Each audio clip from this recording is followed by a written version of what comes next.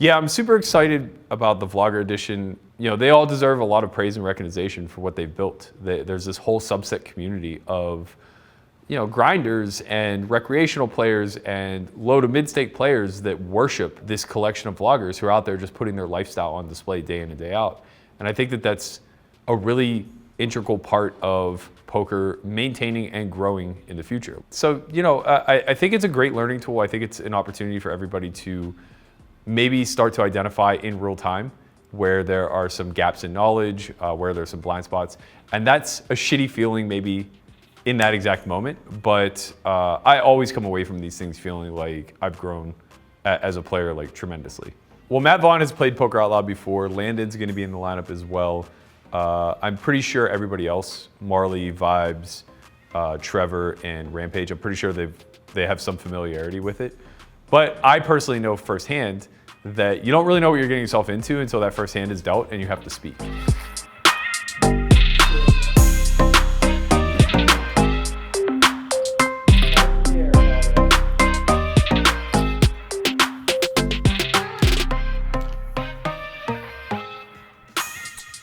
Starting things off, look down at bad hand. Just want to say, no one here at this table has a WSOP bracelet, so it seems like I'm in the head right now, or I'm going to get exposed. Anyways, I'm folding.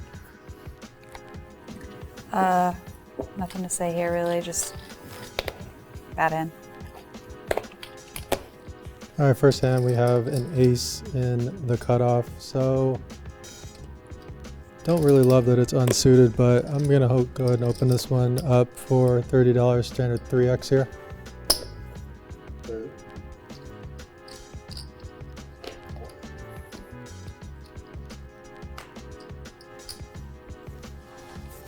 Well, looks like we have to start off with a 3-bet. He made it 30. We're gonna go 150 here. And yeah, I'm gonna be pretty polar in this spot, so like I can raise pretty big. Like I'm not gonna raise that many hands. So this is a good spot to kind of just represent a big hand, which we actually do have somehow. So 150. This is a no-brainer decision here. Obviously, this hand plays terribly no matter what he has. So we're just gonna toss this one into the muck.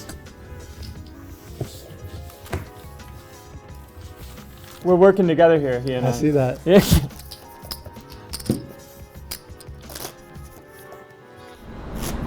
What's up? Welcome to Las Vegas, Nevada. Just flew in for 24 hours to play Software-Wise Poker Out Loud.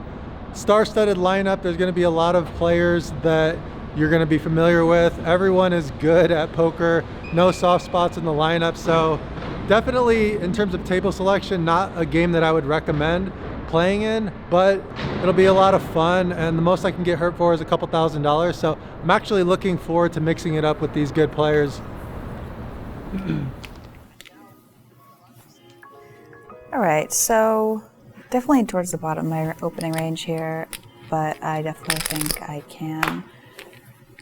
I'm not thrilled about it because I think Ethan is going to play a bit sticky, maybe a bit wide in the big blind, but we'll open it up and then we'll go from there. 30.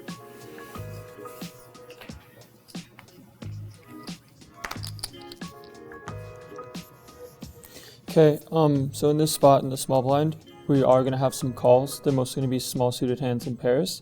Just because there's no rake, it makes it a lot better to be able to play hands like that, just because there's a lot of value in trying to see flops with hands like that. This hand's a very easy fold though. Queen Jack off is probably defend, maybe not really against an undergun opening range, but everyone else folded. $20 more to call. I think we're just gonna see what happens.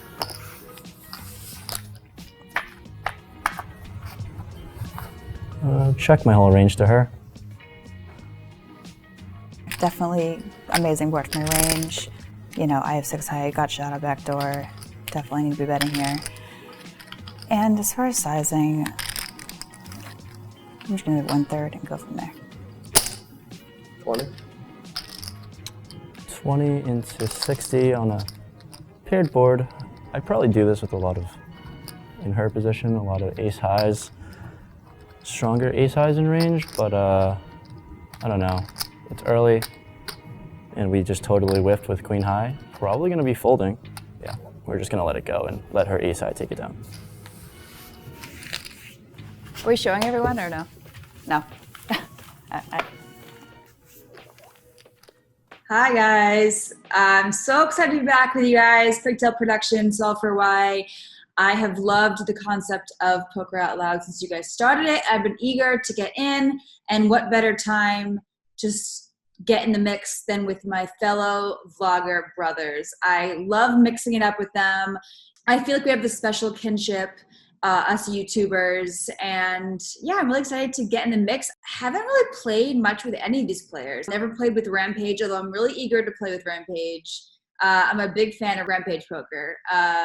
I don't know how old he is, but he seems like a younger kid, just getting into the vlogger space, just kind of getting into poker. He won a bracelet. He's so excited. He's so enthusiastic, and I'm really excited to see what happens and like play with these guys.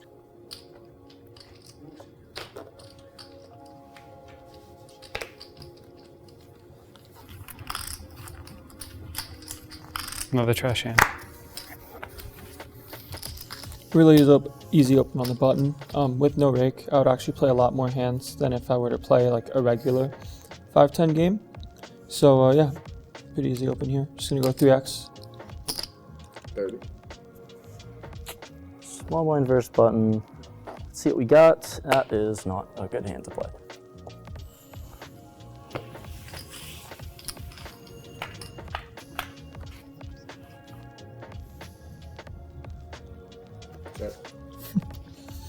Okay, we have a gutter. We have ace high and showdown. We also have a 7, which is nice for future streets. So this is one of those hands where you could start mixing some checks and some bets depending on how the board runs out. So I'm going to start by checking this combo just because I do want to have some ace highs for showdown, as well as make some pretty disguised straights to the higher end versus the lower end. If I had like a hand like queen 7 suited or something like that, I would start betting with the ability to be able to bluff on later streets, as well as like represent that I have a straight blocking her continues like 6-7 and 7-8. But with showdown here, I'm just going to check back.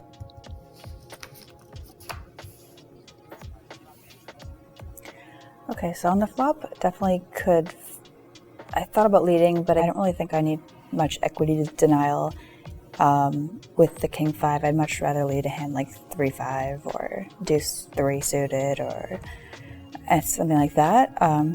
And interesting turn spot here. I could definitely see a merit for leading or check calling. I don't think there's any merit to check raising, but I think I'm going to lean towards a check call and versus Landon, and then go from there. Okay, we still have showdown. We unblock both draws, and ace high is technically going to be good here a lot. She would start value betting all of her strong hands, like sets, 2 pairs, and then most of her bluffs that block straights that contain a 3 or a 6, depending on how it runs out. So in this spot, I'm not going to bet because she still has some check raises, which would be combo draws, which would put my hand in a pretty tough spot specifically. And we have one of those hands that if it does check down, we actually could just win a decent amount of the time. And we still win with the wheel. And we're not really getting value for much if we do decide to bet here. So I'm more basically trying to bluff catch depending on how the board runs out. So it's a pretty easy check here at this end.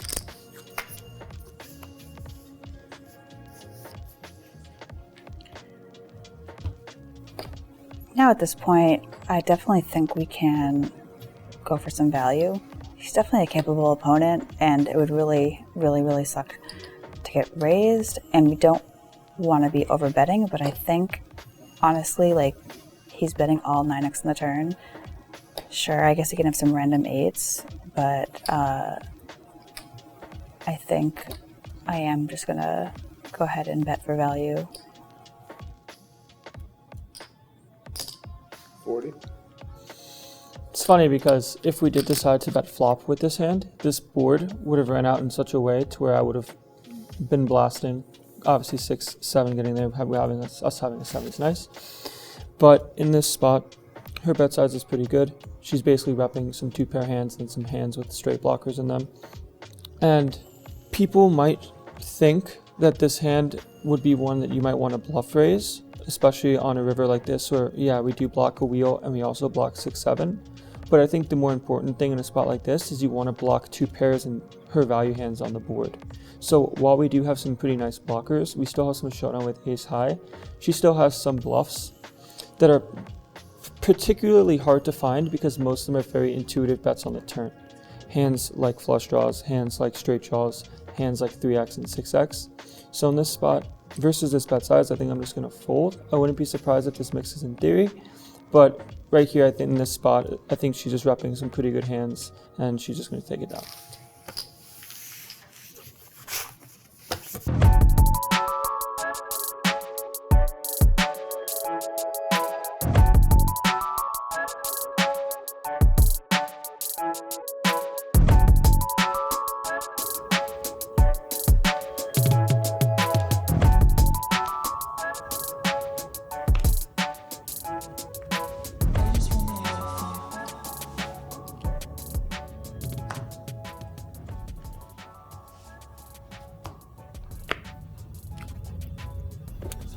All right, so we finally get a hand that is definitely going to be part of my open range here. I'm going to open the same size of 30 that we've been seeing the table doing because it seems like it's getting folds. I don't think there's a need to go bigger, and we are fairly deep. We could go bigger, but I don't think we need to.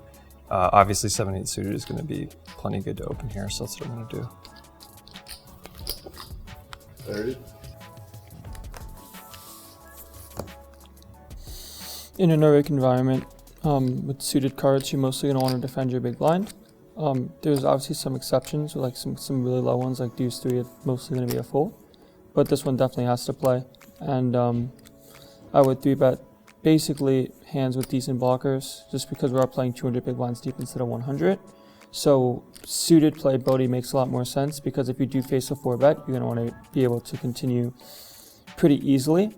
So hands like ace queen off would still be a pretty decent 3-bet, but then 4-bets aren't that great. So a hand like jack 10 suited and king queen suited performs like a good amount better. But this is just a call.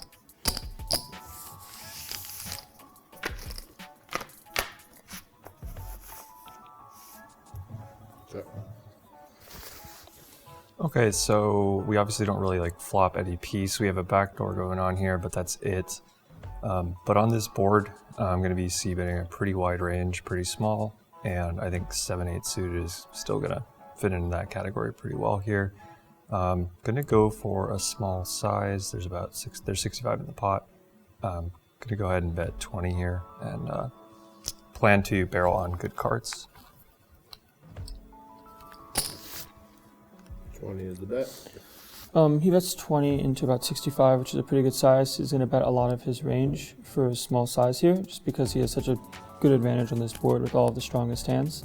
To where like we're both going to have sets. I might have deuce 4 suited if I'm liberally defending, which I am. But he is going to have pocket kings and aces and the stronger hands, because I would mostly 3-bet the stronger ones like basically in full. So with this hand specifically, it's going to be a fold, but with overall range, you're going to want to be able to take backdoor hands and flush draws and use gutters and potential hands that can make good hands, as well as unblocking his main draws to mostly choose the check raise as well as your value hands.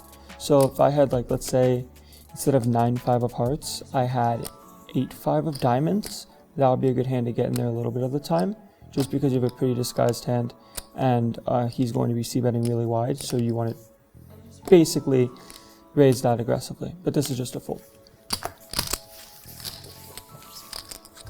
So I actually have played poker out loud before. It was January of 2020, so like smack right before the pandemic hit. It was one of those things where you watch it a few times, it's really cool, and then you sit down in the chair and you're like, I have no idea what I'm doing.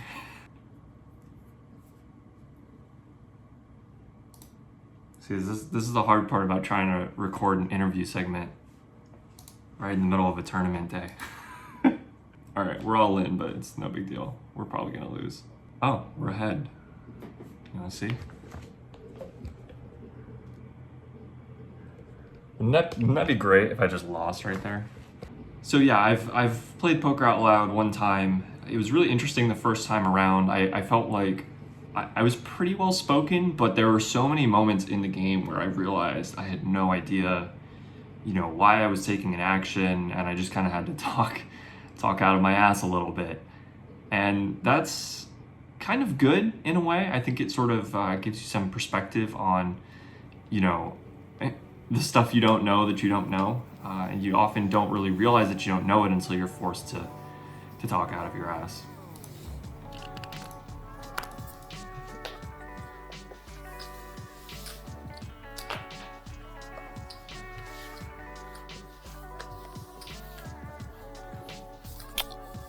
Follow me on here on the button. I'm going to be opening a lot of hands, especially any hand with an ace in it, so it's going to be open for me here. And also, I'm getting pretty bored. 30 is the bet.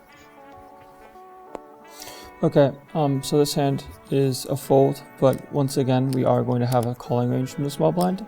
I wouldn't do it in higher raked environment games, especially like in live games, just because the rake is really high, and normally the size isn't going to be a 3x open, but maybe like a 4 or 5x.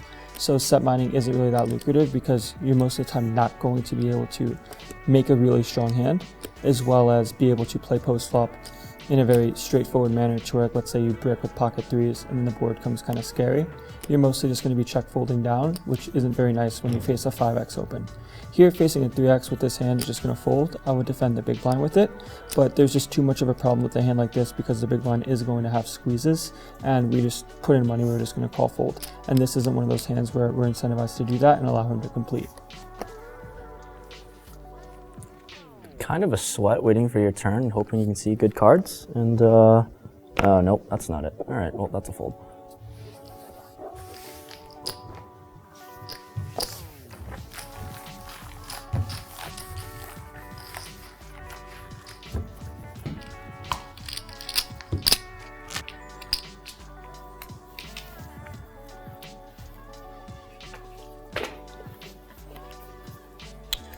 So I've noticed that we have been getting a fair bit of walks here, or just fooling around to the big blind and calling, so it could be an opportunity to start widening my range, although this hand in particular is not falling into the category. It's just going to be a slam dunk open, and I'm going to keep using the same size again because it seems like it's getting the job done. 30 is the bet. Okay, so let's just kind of talk real quick about strat from the button here facing an open. I'm going to have some calls. I'm going to have some 3-bets as well. I wouldn't really be calling from anywhere other than the button or the big blind or the small blind, depending on like who opens. But in this spot, like let's say I was the cutoff, having a calling range is really tough because the button could squeeze or call, and then you're playing the hand out of position, which is just going to be a problem and it's harder to do. So this hand obviously very easy fold, but that's kind of how I approach this spot.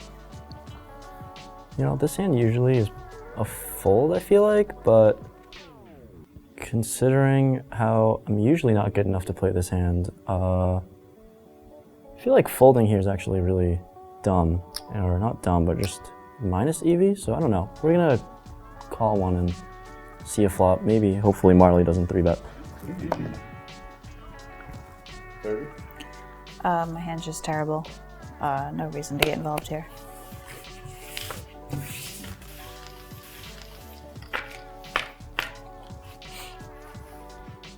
Planning to check my whole range to him, so we'll do that. Okay, so Ethan calls out of the small blind. I think that in general, he's gonna play a lot of hands as flats here. I don't know a lot about his game, but I sort of suspect he might not be 3-bet or folding as high of a frequency as some other players would be in that spot. Either way, 9s is going to be a bet pretty much for value here and for a little bit of protection against overcards. You're going to get called by a lot of worse hands, and on 10-6-3 two-tone, I'm not going to see bet my whole range, so I'll be betting a smaller frequency and also a somewhat larger size. I'm going to go for somewhere around half pot.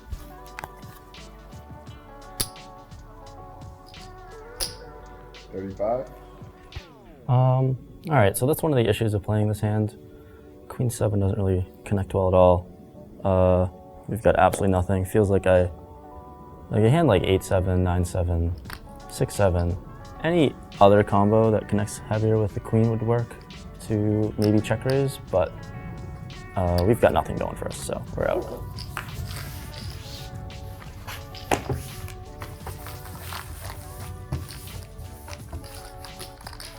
Super excited to play in this session because when I was learning the game of poker, like I said, about 2 years ago, I watched a lot of people's vlogs.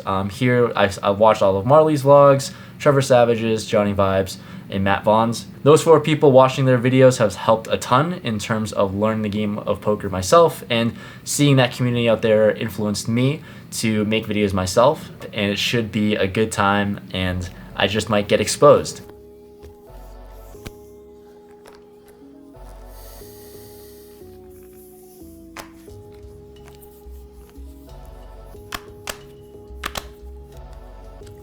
If this is suited, it's an open, but offsuit, it's a fold. Once again, folds around to me on the button. I'm not sure if people just aren't getting cards or what, but this is a playable hand on the button. Definitely gonna raise. Open, king 9 suited, playing position. 30. Jack 8 offsuit definitely has some playability. I'm just gonna call and see a flop, see how it goes.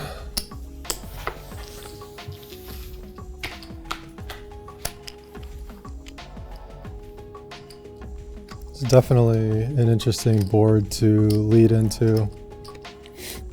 I don't have a diamond though. I would definitely want to have a diamond to take an aggressive action like that. I think Ethan is going to play this one pretty straight up. Normally on these dynamic boards, people don't get too out of line. So if he doesn't show any propensity to want to take this pot, I might take a stab on a later street. So I'm just going to play in flow and check this one. So decent enough flop for us, I guess, with top pair. I think normally something I've learned recently was betting really small on these board textures, because I feel like calling ranges are going to be pretty, I don't know, they're going to call a big bet or a small bet, and we can just make this pot manageable. Against, I guess, Johnny, I don't know, against everyone here, they definitely have the ability to put me in tough spots and put one pair into really horrible spots if I were to bet small and face a raise. Thought about checking back, and I'm kind of in between. But I'm just gonna play how I normally do and go for small values. Pot has 60 in the middle. We'll go with 15. 15 is the bet. I'd actually really like this bet from Ethan. Having a double gutter with the diamond outs being not so good for me. For $15, I think I can actually continue here. It's just such a great price. Although I just don't think that I'm going to win the hand terribly often. Given this price, I think I can call and C1. Definitely don't love it. I don't love taking the aggressive route raising here either though, because it's just a punt if I get caught. So we're gonna just call a small bet here.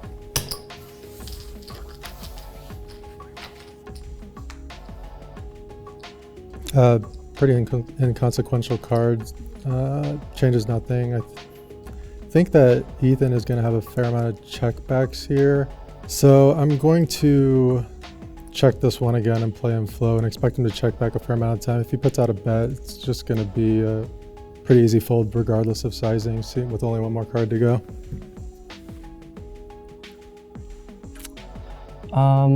Pretty much seeing the best return card we could ask for. Him just, on hindsight, I think the $15 bet was too small. I was trying to go for like 20 maybe, but whatever. We went with 15, but pretty much the best turn card. I don't think we can give up here. Now, I feel like sometimes I can overbet this to maybe start looking like a draw or a bluff of some sort, but I think in this spot, we get a lot of value from him just flat calling the 15. And even though one pair is really thin, to go for some sort of overbet for value, I think it's kind of talking myself into it. So there's 95 there, so we're gonna go 115 and see what happens. 115. All right, I kind of love this sizing because it makes my decision so much easier. Tossing this one into the muck.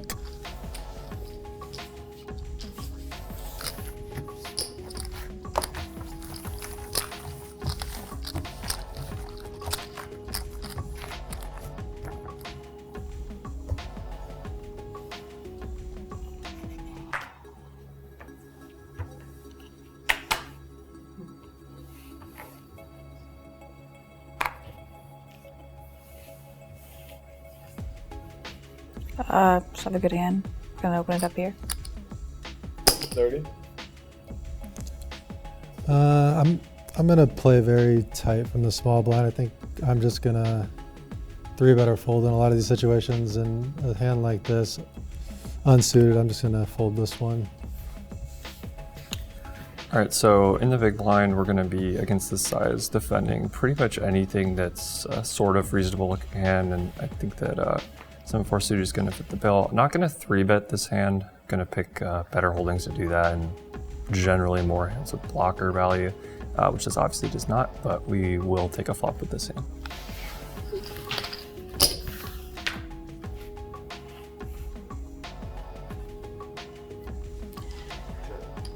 Interesting spot here. My exact hand obviously probably would like to do checking here, but I think this is just a board where I'm gonna just range bet small. So I'm gonna do that. 15.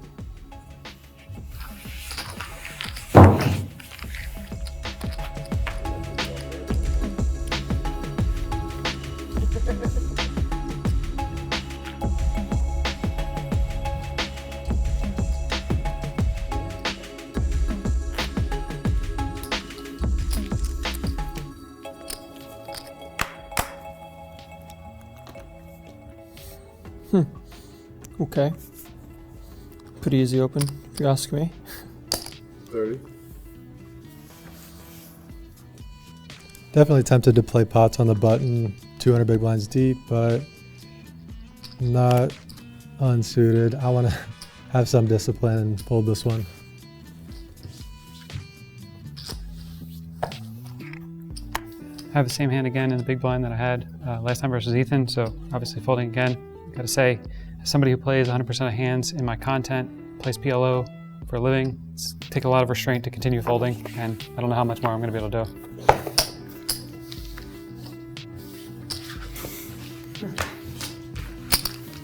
Soul read. I said Landon probably has aces here. Always.